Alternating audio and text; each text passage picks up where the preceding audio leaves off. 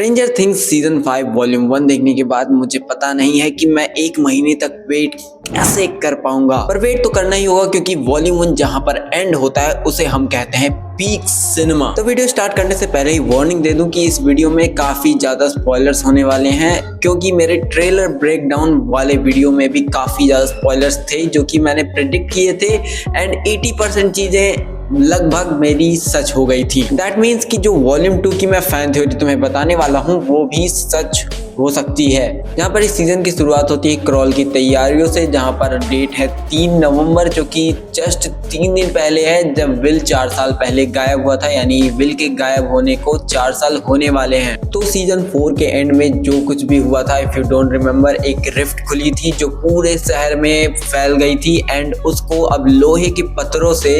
ढककर बंद कर दिया गया है। हॉकिंस लाइब्रेरी जहाँ पर ये सारी रिफ्ट जाकर मिलती थी एंड एक मिड पॉइंट बनाती थी, वहाँ पर अब आर्मी बेस बन चुका है और वो रिफ्ट सारे बंद कर दिए गए हैं एंड एक वो जो डोर था हॉकिंस लाइब्रेरी के अंदर वो अभी भी ओपन है एंड उसी अपसाइड डाउन के डोर के हेल्प से आर्मी वालों ने एक बड़ा सा बेस अपसाइड डाउन के अंदर भी सेटअप कर लिया है। एंड वहां पर डॉक्टर के नाम की एक औरत जो कि एक्सपेरिमेंट कर रही है, वहां पे कोई बड़ी चीज पे काम कर रही है एंड वहां पे एक डोर है जिसके पीछे एक सीक्रेट छुपा हुआ है जिसके बारे में हम आगे बात करेंगे। तो ये तो था इस सीजन का सेटअप एंड अब हम कहानी को समझेंगे, वो भी इसके तीनों टीम्स के हिसाब से। जहाँ पर पहली टीम है हॉपर एंड 11 की जो कि अपसाइड डाउन के अंदर बैठी हुई है, वहीं पर दूसरी टीम है जोनाथन, नैन्सी, स्टीव और डस्टिन की, जो कि एक कार में एंटीना लगाकर घूम रहे हैं एंड ट्रैक करने की कोशिश कर रहे हैं डेमागोगन्स को या फिर हॉपर की भी हेल्प करने की कोशिश कर रहे हैं। एंड थर्ड टीम में है रॉबिन, जॉयस, लूकस, विल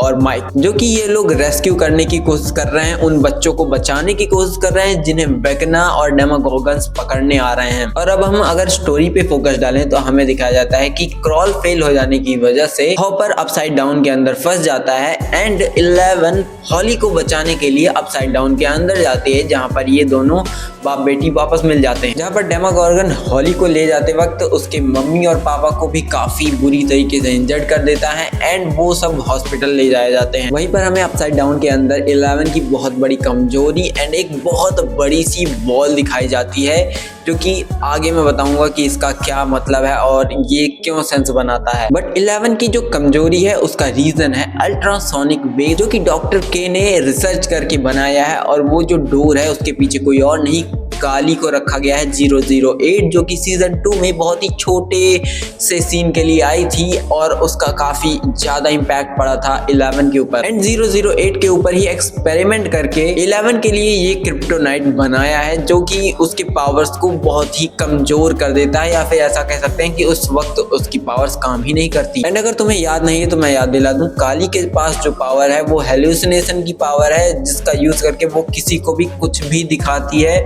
और ये सीजन 2 में बहुत ही अच्छे से दिखाया गया था। एंड काली का इस सीजन में आना सिंपली तुम्हें समझा देता है कि काली हेल्प करने वाली है 11 एंड विल को वेकना को हराने में। जहां पर दूसरी टीम जो कि स्टीव एंड जोनाथन के अंडर है, जहां पे नैन्सी और डस्टिन भी हैं, बट स्टीव एंड जोनाथन के बीच में एक रेस चल रही है कि हम आगे या फिर कह लो कि अपना टेस्टोस्टेरोन लेवल बढ़ाने की और नैन्सी को पटाने की, मतलब लौंडियाबाजी करने की पूरा कोशिश की जा रही है। जहां पर जोनाथन तो प्रपोज भी करने वाला है, वो रिंग विंग लेकर घूम रहा है, तो कोई बड़ी बात नहीं होगी अगर यहाँ पर स्टीव की फील्डिंग ना सेट करके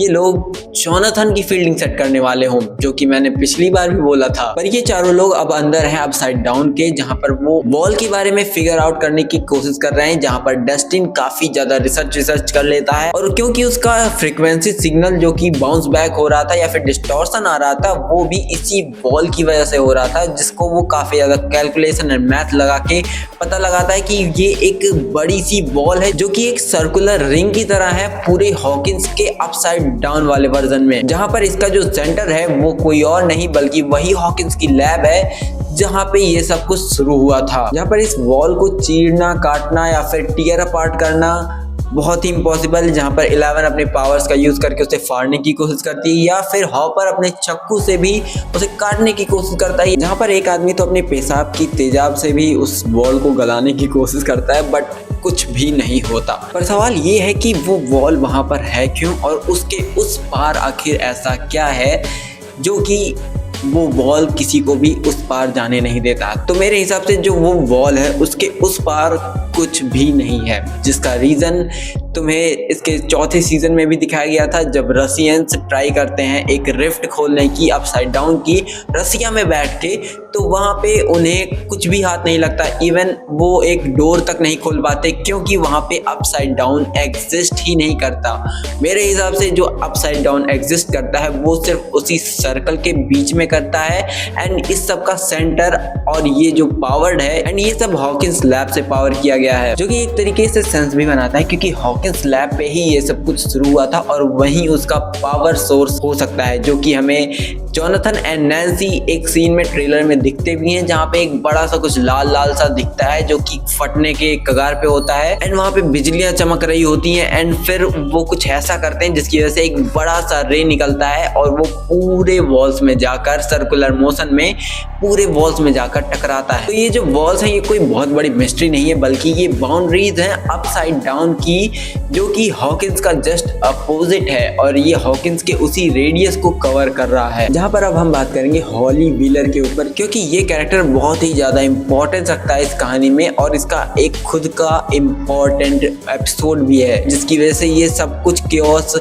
बढ़ भी रहा है और हो सकता है इसी की वजह से इस सारा केओस खत्म भी हो जाए। जहाँ पर हॉली व्हीलर को दिखाया जाता है कि एक स्ट्रेंजर उससे मिलता है एंड वो उसे मैनिपुलेट कर रहा होता है और बचाने की बात कर रहा होता है कि वो उसे मॉन्स्टर से बचाएगा, उसके बदले में उसे उसके साथ एक घर में आना होगा। और ये कोई और नहीं वेक्ना ही था, जो कि अपने ह्यूमन फॉर्म में था as a Henry Creel, and ये सारे बच्चों को मैनिपुलेट कर रहा होता है एंड उनको मैनिपुलेट कर करके अपने हाई माइंड में ले जाकर कनेक्ट करने की सोच रहा है। एंड वो हॉली को भाई वहीं लेकर गया है, क्योंकि जब विल को विजन आता है तो वो हॉली को उसी हाई माइंड में कनेक्टेड हुए देखता है, उसी पाइप के थ्रू जैसा विल के साथ हुआ था। पर हमें दिखाया जाता है हॉली की जो कॉन्शियसनेस होती है वो हेनरी कील की इमेजिनेशन या फिर ड्रीम या फिर कह लो उसकी मेमोरीज के अंदर होती है, जो कि काफ़ी अच्छी दिखती है। वो जो भी चाहती है वो कर सकती है। पर वहीं पे हमें एक लेटर आता है एंड वहाँ पे हमें मैक्स का इंट्रोडक्शन दिखाया जाता है, जो कि वहाँ पे सीजन 4 से ही फंसी हुई है। फिर मैक्स हॉली और हमें भी समझाती है कि वो वहाँ पर कैसे फंसी और वो वहाँ से एस्केप करने ही वाली थी,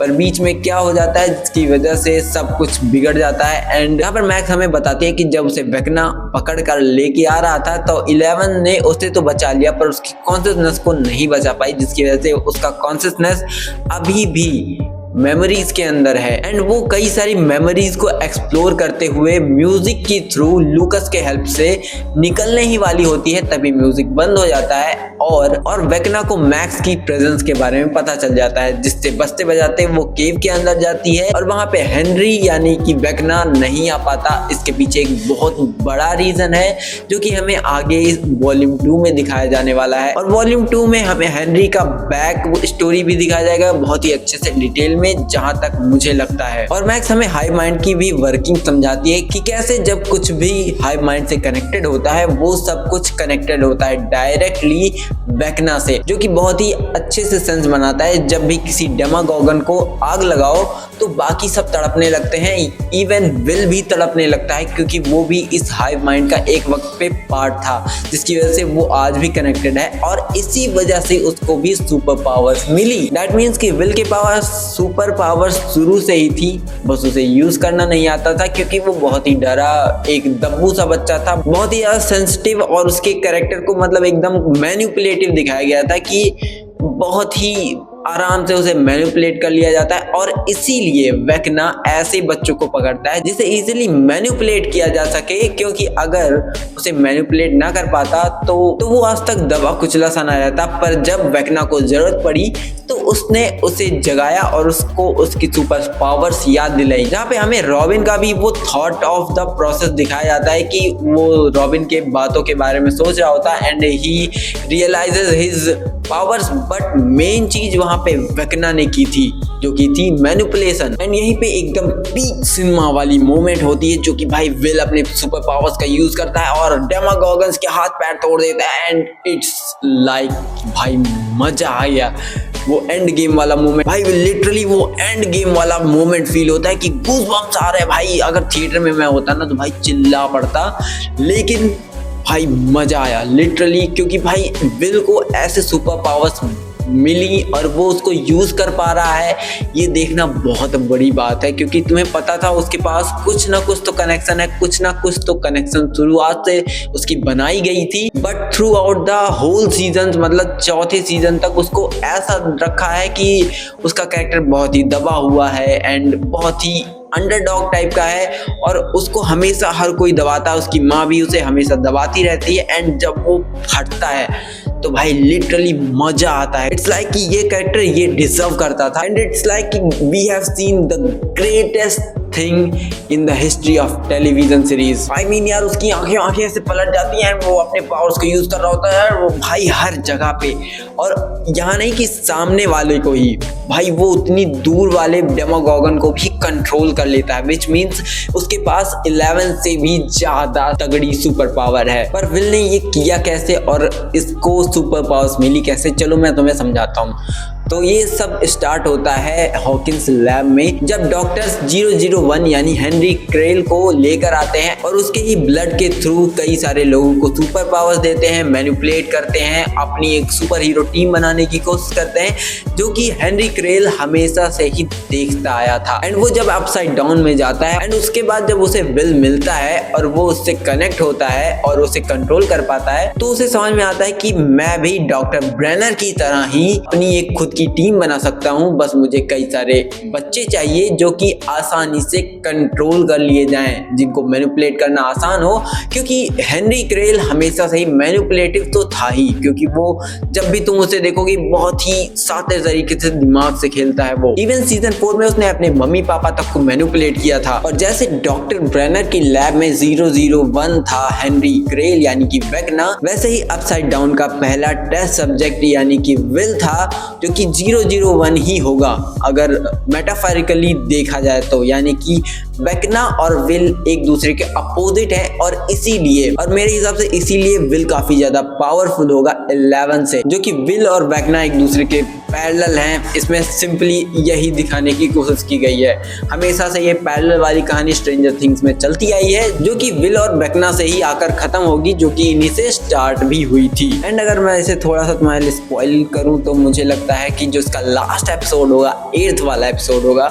उसमें कुछ ऐसा होगा कि माइक मरेगा, वेगना माइक को मार देगा, जिसके बाद विल को बहुत तेज गुस्सा लगेगी और वो और 11 मिलकर उसे निपटा देंगे। This is gonna be and. भाई मुझे तो यही लग रहा है, और तुम्हें क्या लग रहा है तुम कमेंट में बता देना। तो वेगना का जो ग्रैंड मास्टर प्लान होने वाला है वो तो हमें वॉल्यूम 2 में देखने को मिलेगा। एंड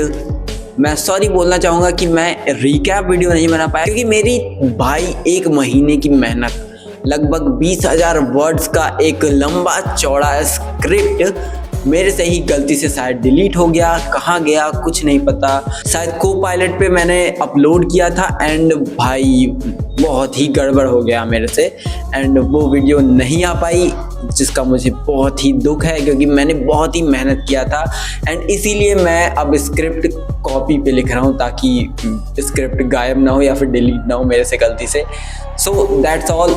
तुम्हें वीडियो कैसी लगी? अगर अच्छी लगी, मेरी फैन थ्योरीज अच्छी लगी तो सब्सक्राइब कर लो चैनल पे नए हो तो, और वीडियो को लाइक कर देना। कमेंट करके बताओ कि तुम्हें क्या लगता है इस फैन थ्योरी के बारे में, या फिर तुम्हारी फैन थ्योरीज क्या हैं, मुझे कमेंट करके बताओ। एंड मिलते हैं किसी और दिन किसी और वीडियो में, तब तक के लिए tata bye bye and peace out.